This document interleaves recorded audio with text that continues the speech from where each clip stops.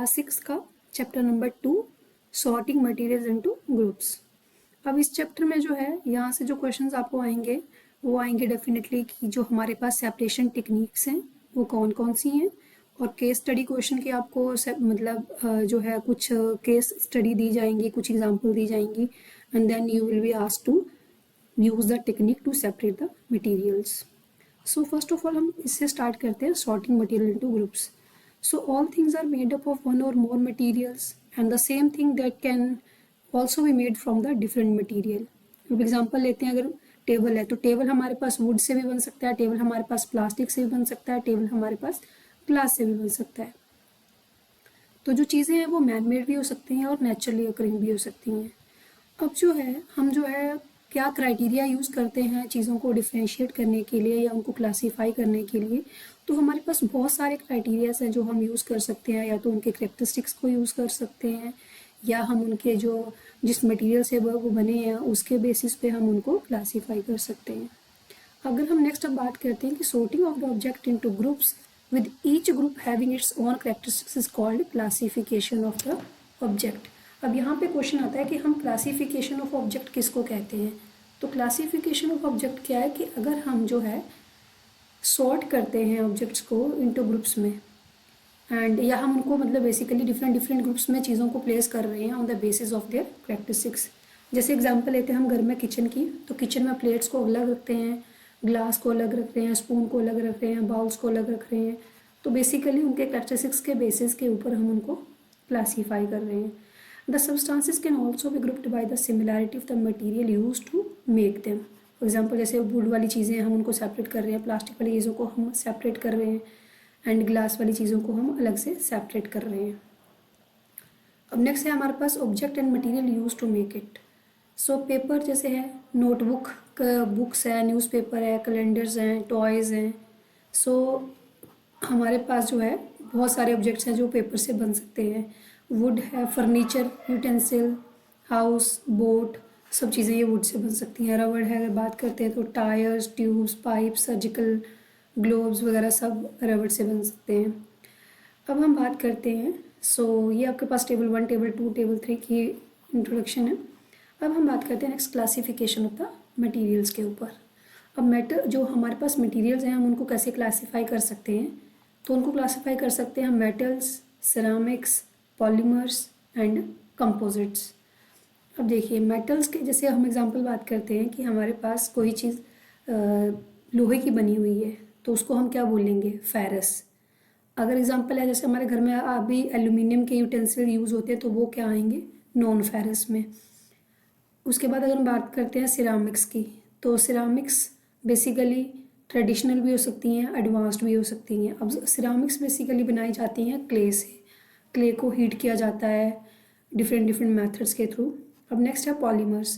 Polymer जो है वो नेचुरली अकरिंग भी हो सकते हैं और हमारे पास मैन मेड भी हो सकते हैं। जैसे हमारे पास पीवीसी है, पॉलीथीन है, ये सब किस में आते हैं, पॉलीमर्स में। देन आगे कंपोजिट्स। तो कंपोजिट्स में आती हैं दो कैटेगरी, एक फाइबर, एक मैट्रिक्स। कंपोजिट्स भी बेसिकली जो है वो मेटल्स को कंबाइन दूसरे कंपाउंड के साथ रिएक्ट करके तब कंपोजिट बनाए जाते हैं। अब नेक्स्ट बात करते हैं classification of material is based on the similarities and difference between different material. अब वो बात करें कि एडवांटेजेस क्या है हमारी, अगर हम चीज़ों को क्लासीफाई करते हैं तो हमारे लिए क्या एडवांटेज है। सो बेसिकली क्या है कि हमारे लिए ईजी हो जाता है, कन्वीनियंट हो जाता है चीज़ों को लोकेट करना, and it help us to better understanding of the material. This is because if we know the properties of one member of the group, we can get an idea about the properties of the other member of the same group। Simple सी बात है, जब भी हम काम कर रहे हैं तो हमें अगर कोई चीज़ चाहिए तो अगर हमें पता है कि कहाँ रखी है तो हम इजीली उसको लोकेट कर सकते हैं। नेक्स्ट है कि हमारे पास जो है वो उस सब्सटेंस के रिलेटेड सारी हमारी जो नॉलेज है वो इंक्रीज़ हो सकती है। अगर हम किसी एक सब्सटेंस की प्रॉपर्टीज़ का अगर हमें पता चलता है, देन जो उसके पूरा ग्रुप है उसकी प्रॉपर्टीज़ के बारे में भी हम पता लगा सकते हैं और बता सकते हैं। ओके, अब हम बात करते हैं कि जो मटेरियल्स को क्लासीफाई करने के हैं तरीके वो क्या क्या हैं। फर्स्ट है उनकी अपीयरेंस। तो अपीयरेंस वेरी करती है from one material to another. Colour, texture, roughness, other parameter contribute toward the appearance of any object. Materials with a shiny surface are called as lustrous. देखिए जैसे गोल्ड है, silver है, copper है, इनका surface क्या होता है? शाइनी। और जिन सब्सटेंसेस का सरफेस शाइनी होता है उनको हम क्या कहते हैं? वो कैसे होते हैं? लस्ट्रस। अब जिनका डल अपीयरेंस होती है उनको हम क्या कहते हैं? Non lustrous. सिंपल ये टर्म है जो यूज़ की जाती है कि जिनका सरफेस शाइनी होगा उनको लस्ट्रस, जिनका सरफेस डल होगा उनको नॉन लस्ट्रस। पेपर है, चाक बोर्ड है, चौक है, कार्डबोर्ड है, ये सब क्या है हमारे पास? इनका सरफेस क्या होते हैं? नॉन शाइनी, तो इनको हम क्या कहते हैं? Non lustrous. अब लस्टर क्या होता है? Some materials are lustrous such as metal while others are not, so the metals can lose their shine because of the presence of rust on them. आपने देखा होगा जो हमारे पास आयरन बार्स होती हैं जिसको हम सरिया कहते हैं, तो वो क्या होता है? कुछ टाइम जब वो नया होता है तो हम उसका जो सरफेस होता है वो शाइनी होता है, बट विद द टाइम उसका जो सरफेस है वो जो है वो नॉन शाइनी या नॉन लस्ट्रस हो जाता है। तो बिकॉज कि वहाँ पे उसके ऊपर रस्ट बनना शुरू हो जाता है, जंग लगना बेसिकली शुरू हो जाता है, तो उसके कारण उसका जो मतलब शाइनी नेचर है या लस्ट्रस है वो चली जाती है। नेक्स्ट हमारे पास है हार्डनेस और सॉफ्टनेस के बेसिस के ऊपर। अब जो है हम मटेरियल्स को सेकंड बेस जो ले सकते हैं क्लासिफिकेशन का, या तो हार्ड मटेरियल्स होंगे या सॉफ्ट मटेरियल्स होंगे, जिनको हम इजीली कंप्रेस कर सकते हैं, कट कर सकते हैं, बेंड कर सकते हैं, स्क्रैच कर सकते हैं, ठीक है। जिनको इजीली कर सकते हैं वो तो क्या होंगे? सॉफ्ट। जिनको नहीं कर सकते हैं उनको क्या बोलेंगे हम? Hard material. जैसे आयरन है, स्टील है, वुड है, स्टोन है, इनको हम कंप्रेस या कट इजीली नहीं कर सकते हैं, मतलब इंस्ट्रूमेंट्स के थ्रू तो कर सकते हैं बट सिंपल बात करें तो नहीं कर सकते हैं, तो इनको हम क्या कहते हैं? Hard material. और the materials which can easily be compressed और मोल्डेड और scratched are called as soft material. जैसे स्पॉन्ज है, कॉटन है, वैक्स है, ये सब क्या है? सॉफ्ट मटेरियल्स हैं। नेक्स्ट हमारे पास आता है ट्रांसपेरेंसी। अब देखिए कुछ सब्सटेंसेस है, जैसे हमारे पास ग्लास होता है, ग्लास के हम जो है वो देख सकते हैं इसलिए through the glass. So the substances which allow us to see pass through them are called transparent. जिनके थ्रू हम देख सकते हैं सब्सटेंसेस के थ्रू, उनको हम क्या कहते हैं? ट्रांसपेरेंट। और जिनके थ्रू हम नहीं देख सकते हैं उनको हम क्या कहते हैं? ट्रांसलूसेंट। अब the light can easily pass through them and the common example is air, glass and some plastic material. जैसे पानी की बोतल आप उसमें से देख सकते हो, इतना ज़्यादा नहीं बट देख सकते हो। ग्लास है, ग्लास में से जैसे ग्लास डोर होते हैं आप इजीली उसमें से देख सकते हो, ग्लास विंडो आप देख सकते हो, तो इट मीन्स वो क्या है? आपके पास ट्रांसपेरेंट सब्सटेंसेस हैं। अब जैसे हम अगर बात करते हैं, हमारे पास हैं जो सब्सटेंसेस में से हम इजीली, जैसे बटर पेपर है, अब बटर पेपर में से आप इजीली नहीं देख सकते हो, तो वो क्या हुआ? Translucent. Which allow us to see but not clearly, ये ध्यान आपको रखना है। मतलब हम उनमें से ट्रांसलूसेंट वो होते हैं जिनमें से हम देख तो सकते हैं बट क्लियरली नहीं देख सकते। तो बटर पेपर हो गया, टिश्यू पेपर हो गया, थिन प्लास्टिक हो गया, जिनमें से हम प्रॉपरली नहीं देख पा सकते हैं। ओके, अब वो सब्सटेंस होते हैं जहाँ पे हम बिल्कुल भी नहीं देख सकते हैं, तो वो कौन से हुए? जिनको हम क्या कहते हैं? उनको ओपेक सब्सटेंसेस या opaque object which do not allow us to see pass through them. When light fall on an opaque object, it does not pass through it. It form a shadow. So जैसे would है, human है, stone है, trees है, ये सब क्या है? OPEC है। तो जैसे ये जो फर्स्ट इंसान है, इसको ये क्या कौन सी कैटेगरी में आएगा? ओपेक में। ये आएगा ट्रांसलूसेंट में, ये आएगा ट्रांसपेरेंट में, क्योंकि ये बिल्कुल भी नहीं देख पा रहा है, ये बहुत कम देख पा रहा है, और ये बिल्कुल अच्छे से देख पा रहा है। तो ये आ गया ओपेक, ट्रांसलूसेंट एंड देन आ गया ट्रांसपेरेंट। नेक्स्ट आती है सॉलिबिलिटी का जो मेथड हम यूज़ करते हैं कि जो चीज़ें सोल्यूबल हो सकती हैं या नहीं हो सकती हैं। अब सॉल्यूशन है वो क्या है? मिक्सचर है, किसका? होमोजीनियस मिक्सचर होगा और हेट्रोजीनियस मिक्सचर होगा। अब देखिए होमोजीनियस और हेट्रोजीनियस मिक्सचर क्या होते हैं? सिंपल कि जो चीज़ें प्रॉपरली कंसंट्रेशन उनकी ऊपर से लेके नीचे तक सेम रहेगी उनको हम क्या बोलेंगे? होमोजीनियस। जिसकी कंसंट्रेशन ऊपर अलग है नीचे अलग है उसको क्या बोलेंगे? हेट्रोजीनियस। जैसे हम शुगर ले रहे हैं, पानी में डिज़ोल्व कर रहे हैं और यहाँ पे शुगर वाटर बन रहा है, और ये जो है इसकी अगर कंसंट्रेशन हम इसको स्टर करेंगे प्रॉपर, तो जब हम देखेंगे तो अगर हम फर्स्ट सिप ले रहे हैं तो भी, अगर हम एंड सिप ले रहे हैं तो क्या होगा? हमें टेस्ट सेम आएगा। और अगर सेम ऐसा करते हैं कि हमने शुगर लिया, वाटर में ऐड किया और हमने उसी टाइम इसको पीना शुरू किया, तो हमें ऊपर जो है, हमने बिना स्टर किए इसको पीना शुरू किया तो ऊपर हमें टेस्ट अलग आएगा, नीचे टेस्ट अलग आएगा, तो वो बन जाएगा हेट्रोजीनियस, जिसकी कंसंट्रेशन जो है वो सेम नहीं होती है थ्रू आउट द मिक्सचर।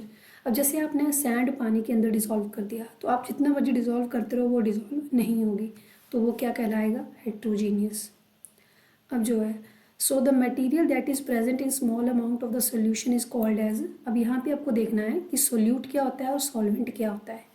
यहाँ पे आपको दो टर्म समझनी है, एक होती है सोल्यूट, एक होता है सॉल्वेंट। अब आप ले रहे हो, अगर इतना पानी ले रहे हो तो इतने अंदर इसकी अंदर सारी शुगर तो नहीं ऐड कर दोगे, तो जो अमाउंट, जो सब्सटेंस लेस अमाउंट में प्रेजेंट होगा उसको क्या बोलेंगे, सोल्यूट। जो ज़्यादा अमाउंट में प्रेजेंट होगा उसको क्या बोलेंगे, सॉल्वेंट। और जो बनेगा उसको क्या बोलेंगे, सॉल्यूशन। तो जिस जिस चीज़ को हम डिज़ोल्व कर रहे हैं वो सोल्यूट, जिसमें कर रहे हैं वो सॉल्वेंट, और जो बन रहा है उसको solution.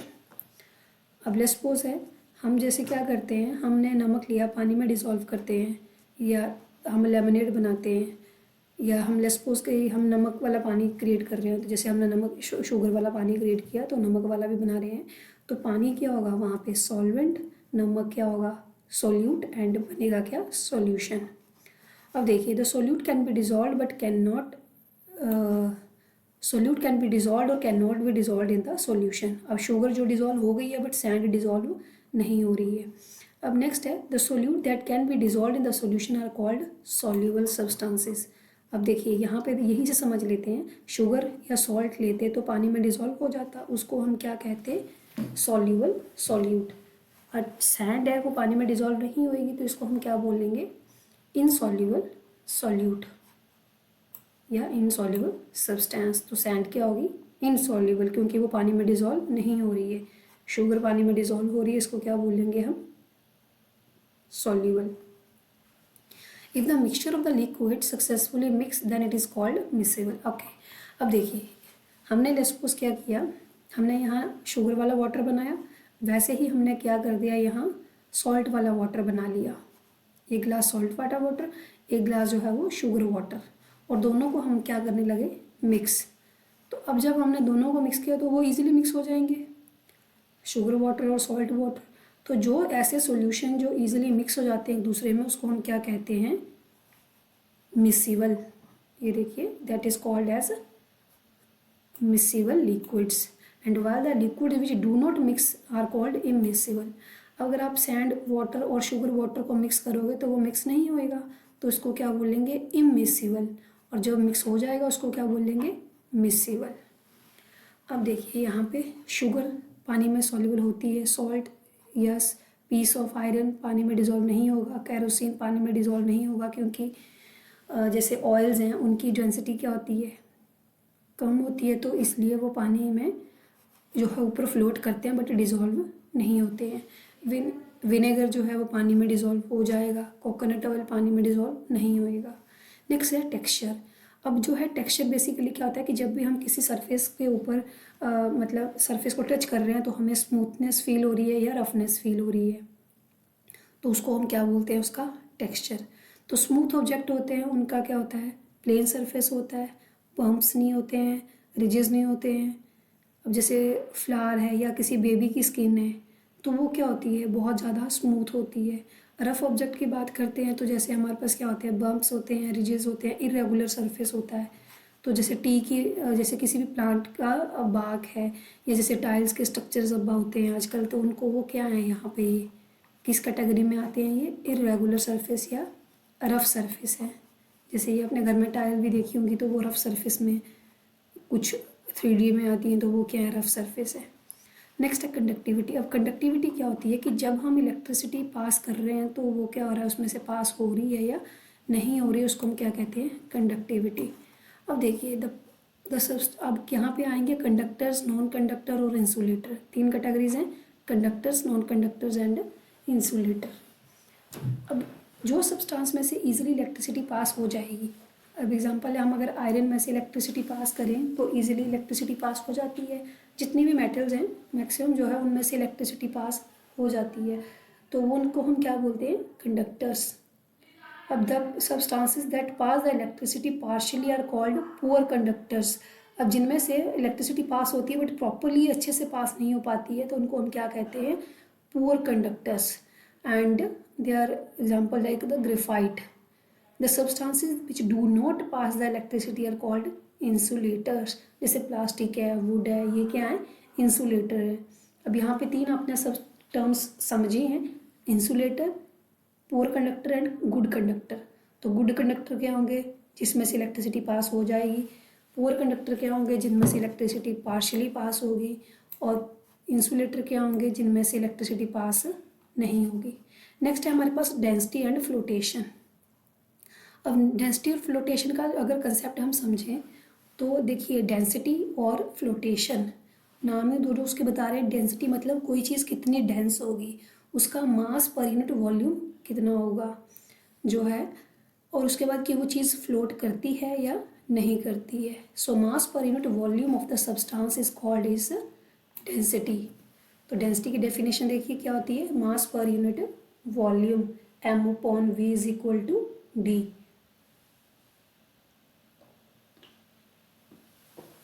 mass per unit volume is called as density. So the object that have lower density उनको हम क्या कहते हैं। अब देखिए, जिनकी डेंसिटी कम होती है वो पानी के ऊपर फ्लो करते हैं।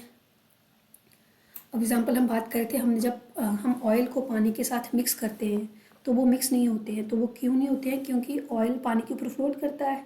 क्यों करता है, क्योंकि ऑयल की डेंसिटी कम होती है एज़ कम्पेयर टू वाटर से। आइस पानी के ऊपर फ्लोट करती है बिकॉज आइस की डेंसिटी कम होती है। The object which have higher density of then the water it sinks. अब एग्जाम्पल है, जैसे आपने क्या किया, यहाँ पे आपने कोई भी जैसे मेटल का पीस लिया, मेटल के पीस को पानी में डालोगे फ्लोट करेगा, या फिर जैसे एग्जांपल आप आयरन का पीस ले रहे हो, आयरन के पीस को पानी में डालोगे तो वो फ्लोट करेगा या सिंक करेगा, तो वो सिंक करेगा। क्यों, क्योंकि उसकी डेंसिटी ज़्यादा है। नेक्स्ट है मेलिबिलिटी। तो ये दो प्रॉपर्टीज़ हैं, एक है मेलिबिलिटी, एक होती है डक्टाइलिटी। तो मेलिबिलिटी एंड डक्टाइलिटी क्या होता है, तो देखिए मेलिबिलिटी क्या होती है। So it is basically it is a property of the substance that it can be change into thin sheets. जैसे आपके घर पे जैसे हम खाना रैप करने के लिए एल्यूमिनियम की फॉइल लेते हैं, जैसे सिल्वर फॉइल होती है। तो जो मेटल्स हैं या किसी भी सब्सटेंस की वो प्रॉपर्टी जिसमें हम क्या कर सकते हैं, उसको बीट करके उसको थिन शीट्स में कन्वर्ट कर सकते हैं, तो उसको हम क्या कहते हैं, मेलिएबिलिटी। कि ये सब्सटेंस क्या है, ज़्यादा मेलिएबल है। Like gold and silver can be beaten up into thin sheets with a hammer. तो मेलिएबिलिटी क्या हुआ कि अगर हम किसी भी सब्सटेंस को पतली पतली शीट्स में कन्वर्ट कर पा रहे हैं, उसको हम क्या बोलेंगे, उसकी क्या प्रॉपर्टी है, मेलिएबिलिटी। तो गोल्ड की एग्जांपल आपने देख ली, gold is the most malleable metal. ये आपको ध्यान रखना है, सबसे ज़्यादा मेलिएबल मेटल है गोल्ड। अब उसके बाद हम बात करते हैं डक्टाइलिटी। अब जैसे आपने घर पे वायर्स देखी होंगी कॉपर की, तो अब कॉपर की कौन सी प्रॉपर्टी है जिसके कारण वो वायर्स में कन्वर्ट हो जाती है, तो उसको हम कहते हैं ductility. The property of the matter that allow them to change into wires. Example जैसे filament of the electric bulb is made up of tungsten metal. Next हम बात करते हैं, यहाँ पे है कॉपर मेटल एंड जैसे कॉपर वायर बन रही है। नेक्स्ट है हमारे पास स्टेट्स ऑफ मैटर। अब डिफरेंट स्टेट्स है मैटर की, सॉलिड, लिक्विड, गैस, प्लाज्मा, ठीक है। तो यहाँ पे अब देखिए स्टेट्स ऑफ मैटर कितने टाइप की होती हैं, बेसिकली चार है यहाँ पे, solid, liquid, gas and plasma. तो जैसे डायमंड है, डायमंड कौन सी स्टेट में आएगा, सॉलिड है। वुड है, क्या है, सॉलिड है। मेटल है, कौन सी है, सॉलिड है, ठीक है। जूस क्या है, पानी है, वो क्या है, सब लिक्विड फॉर्म्स है। एयर है, वो क्या है, सीएनजी क्या है, एलपीजी क्या है, सब है गैसेस। एंड जैसे हमारे पास प्लाज्मा स्टेट आती है जहाँ पे आयनाइज्ड नियॉन गैसेस जो है वो यूज़ की जाती है। आयनाइज्ड नियॉन गैस है जो, जैसे आपने देखा होगा बहुत सारे आजकल मार्केट में आप जाओ तो नियॉन सिग्नल्स जो होते हैं वो सब ने अपने जैसे बोर्ड्स बने होते हैं तो उसमें वो चमक रहे होते हैं, तो वो बेसिकली किसके होते हैं, नियॉन साइंस। उसके बाद हमारे पास आ गया anything which occupy mass and space is called as matter. अब मैटर किसको कहते हैं हम? दुनिया की कोई भी चीज़ जिसका मास होगा और जो कुछ स्पेस कवर करेगी उसको हम क्या बोलेंगे? Matter. All the substances present in this universe are made up of matter. अब मैटर किससे बनता है? या तो कुछ एटम्स या बहुत सारे एटम आपस में क्या करते हैं? ज्वाइन करते हैं मैटर बनाने के लिए। स्मॉलेस्ट यूनिट को क्या कहते हैं हम मैटर की? एटम। ये आपको ध्यान रखना है। कंपोजिशन ऑफ मैटर क्या होती है कि या तो कुछ एटम या बहुत सारे एटम लिंक होते हैं आपस में, और जो स्मॉलेस्ट यूनिट है उसको हम क्या बोलते हैं? Atom. The same atom link to form molecule. अब देखिए, जो अगर सेम एटम कंबाइन कर रहे हैं तो वो मॉलिक्यूल बनाएंगे, अगर डिफरेंट कंबाइन कर रहे हैं तो क्या बनाएंगे? कंपाउंड। तो यहाँ से एक बार फिर से देख लेते हैं। मैटर क्या होता है हमारे पास? Anything that occupy space and have some mass is called as matter, and the substances which is present in universe is made up of matter. अब क्या होता है? Matter is made up of, या कंपोजिशन मैटर क्या है? So या तो कुछ एटम्स या so many atoms join together to form a matter. और स्मॉलेस्ट यूनिट ऑफ मैटर क्या कहलाती है? एटम। सेम एटम कंबाइन करेंगे तो बनाएंगे मॉलिक्यूल, डिफरेंट कंबाइन करेंगे तो बनाएंगे कंपाउंड। ओके, देखिए यहाँ पे भी है compound, different atom type of atoms linked together, the smallest particle possesses the same properties of its molecule. Element, same atom link together. Okay, next है स्टेट्स ऑफ मैटर पे बात आती है। तो existence of matter in different forms is known as state of matter. 3 state हैं, solid, liquid, gas. Solid state क्या होते हैं? क्लोजली पैक्ड है पार्टिकल्स। फोर्सेस ऑफ अट्रैक्शन क्या होंगी? हाई होंगी, इसीलिए क्लोजली पैक्ड है। अपनी ही पोजीशन पे वाइब्रेट करते हैं, ना कि वो जो है वो मूव करते हैं। Only vibrate if they have higher energy. Solid state objects have definite shape and size. Definite shape है, डेफिनेट साइज है, एंड डेफिनेट वॉल्यूम है। अब हम बात करते हैं लिक्विड स्टेट की। तो लिक्विड में क्या होगा? पार्टिकल्स के बीच में क्या होता है? स्पेस होता है। इंटरमोलिक्यूल, अगर स्पेस ज़्यादा होगा तो फोर्सेस क्या होंगी? कम हो जाएंगी। Is high but not as particles of the solid. मतलब सॉलिड की कंपैरिजन में देखो तो यहाँ तो क्लोजली पैक्ड है, यहाँ दूर दूर है, तो इनके बीच की फोर्सेस ऑफ अट्रैक्शन क्या होंगी? होती तो हाई है बट क्या होती है? Not as much which are present in the solid state.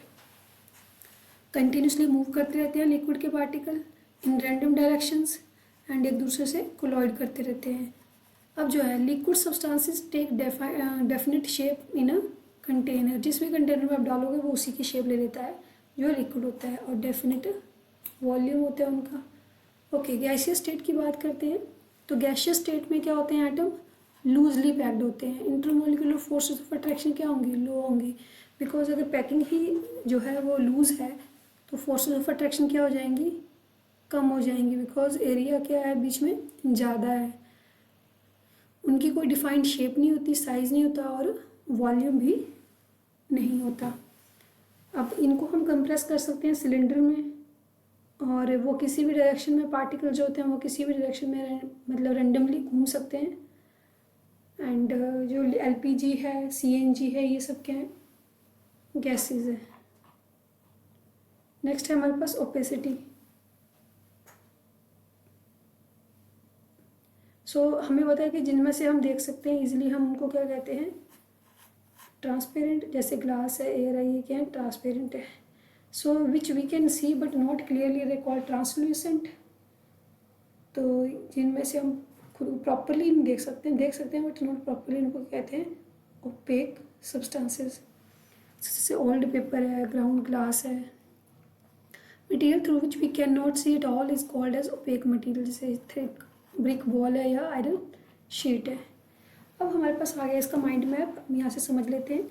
So based upon appearance पे हम क्या कर सकते हैं? 2 तरीके में डिफाइन कर सकते हैं इनको, lustrous and non lustrous. Paper and wood आगे non lustrous, gold and silver के आगे लस्ट्रस में। हार्डनेस के बेसिस के ऊपर soft and hard, chalk, candle soft आ गए, मेटल्स वुड आ गए हार्ड में। ट्रांसपेरेंसी के बेस के ऊपर 3 कैटेगरीज होती है, transparent, translucent and opaque. Transparent it means we can see clearly, translucent means we cannot see clearly, we can see but not clearly. Opaque we cannot see at all. Density के basis के ऊपर which float on water, which sink in water. तो जिनकी density कम होगी वो float करेंगे, जिनकी density ज़्यादा होगी वो क्या कर जाएंगे, पानी में सिंक कर जाएंगे। अब सॉल्युबिलिटी के बेसिस पे बात करते हैं तो सॉल्युबल होंगे या इनसॉल्युबल होंगे। सॉल्युबल होंगे तो जैसे सॉल्ट सॉल्यूशन है, शुगर सॉल्यूशन है, और इनसॉल्युबल में देखें तो सॉडस्ट है और सैंड है, तो ये सब है इनसॉल्युबल में। नेक्स्ट वीडियो में हम कवर करेंगे इसके इम्पोर्टेंट जो है वो क्वेश्चंस को। Thank you. You can like this video.